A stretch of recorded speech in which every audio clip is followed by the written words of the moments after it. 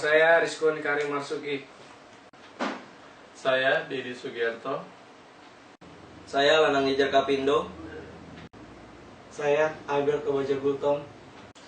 Dan saya Niko Bagus Arianto Amri.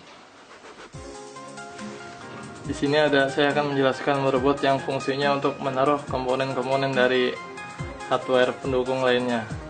Pertama, saya akan menjelaskan slot prosesor. Ini untuk soket 775 yang seperti Core 2 Duo, dual core, dan terus ke bawah paling tinggi itu Core 2 Quad.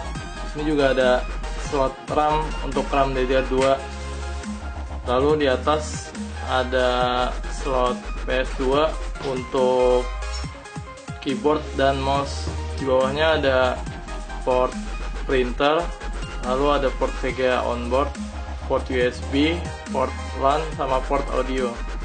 Terus di bawah ada port PCI Express untuk VGA, di bawahnya untuk seperti LAN card dan lain-lain. Lalu di sini juga ada slot SATA untuk hard disk. Ini untuk power dari power supply, dan yang terakhir ini ada slot ID untuk data dari DVD atau hard disk.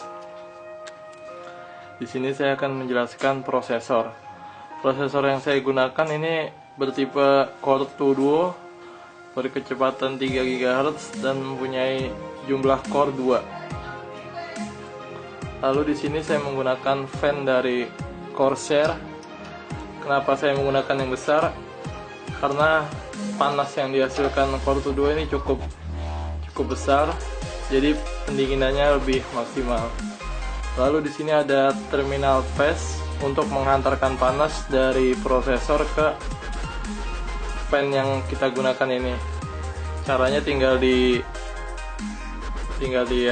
dituangkan saja pastanya ke sini, lalu sudah.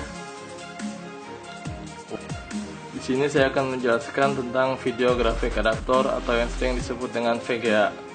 VGA ini berguna untuk mengolah grafis yang dari motherboard untuk ditampilkan ke monitor nanti. Di sini juga fiturnya ada banyak. Contohnya misalnya ada HDMI untuk ke TV langsung. Untuk spesifikasinya di sini saya menggunakan VGA berkapasitas memori 2 GB, lalu untuk kecepatannya 128 bit. Ini juga bertipe DDR3.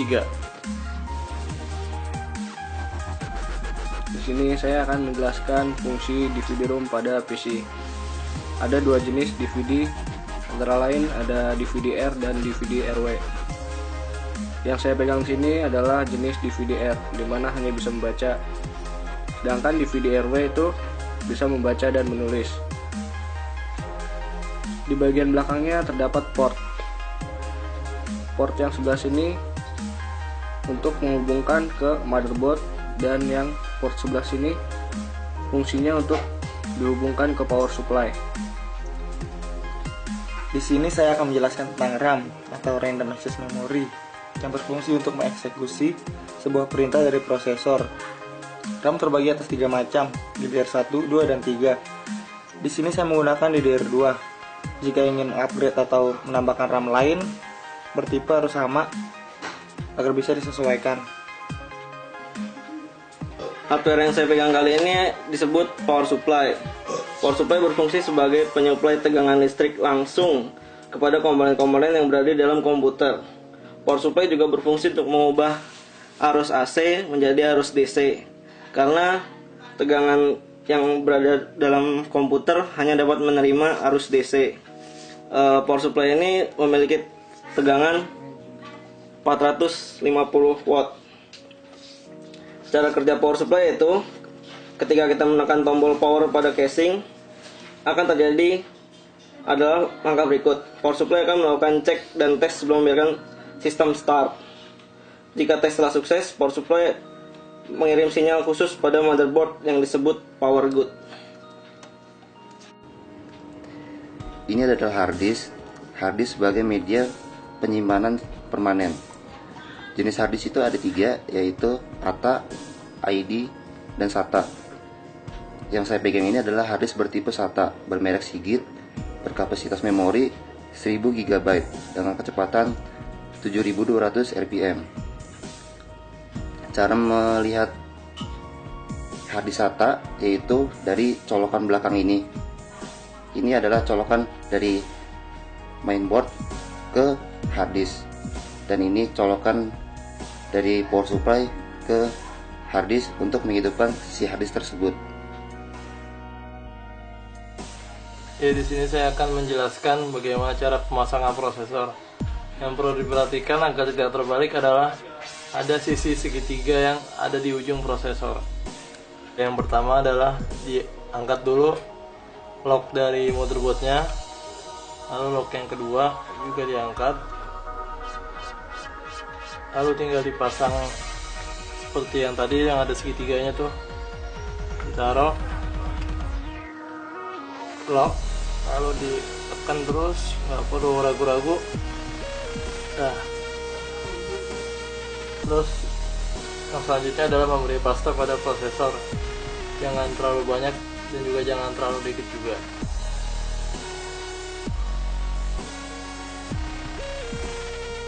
Nah, jika sudah, yang ini juga fan-nya juga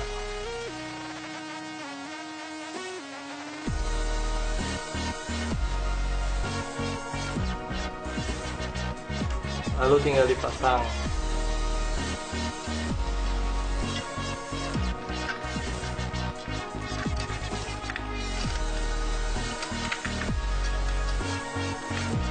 Dipasang sampai terdengar suara klik.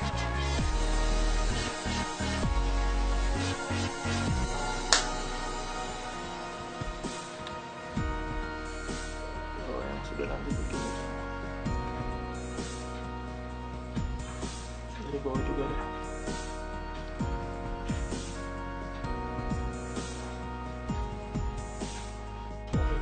Jika ingin memasang RAM, pastikan sisi-sisinya pas saat memasukkannya atau saat memasangnya. Seperti berikut.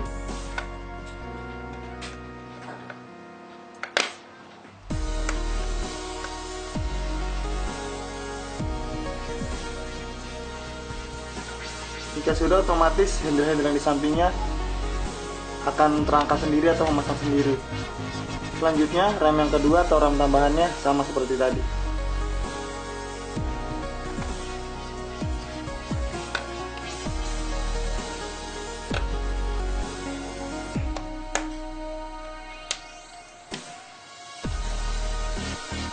Sekarang saya akan mencoba memasang power supply. Board yang digunakan adalah seperti ini.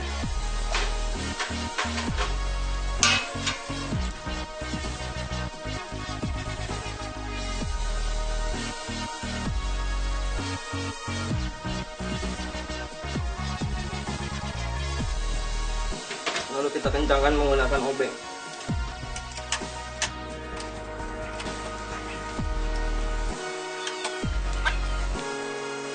Sekarang kita akan memasang motherboard pada casing CPU. Pertama, kita letakkan motherboard sesuai dengan lubang-lubang bautnya.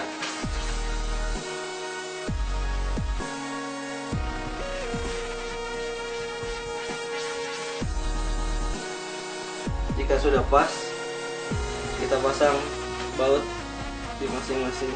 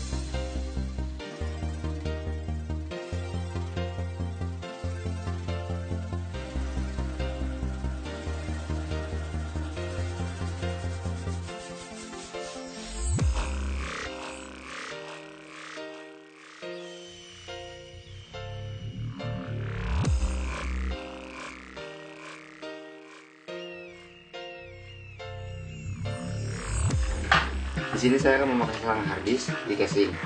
Pertama ada harddisk dan 2 kabel SATA-nya. Pertama masukkan harddisk ke dalam casing.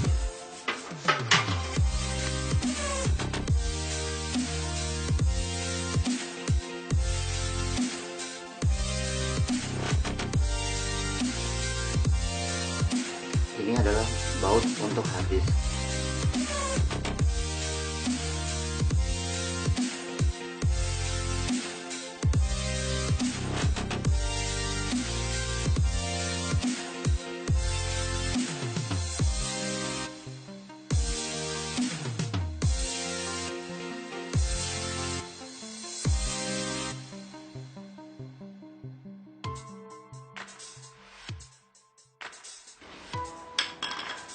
Lalu pasang kabel SATA ke harddisk. Pastikan colokannya itu pas di dalam harddisk. Yang ini sambungan ke mainboard.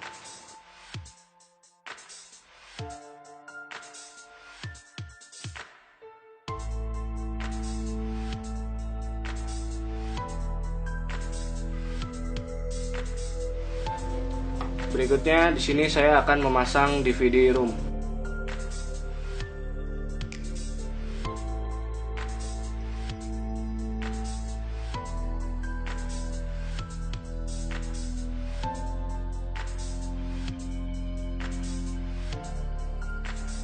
Selesai. Di sini saya akan memasang VGA di slot yang berwarna orange.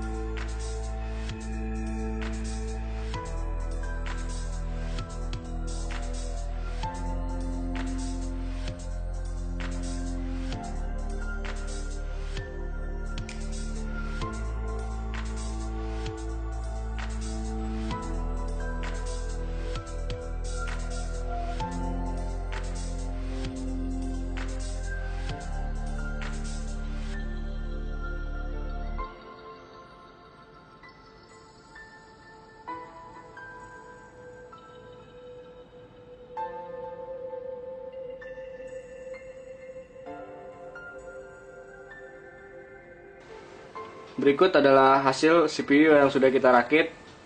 Selanjutnya kita akan mencoba CPU ini apakah bekerja atau tidak. Let's go.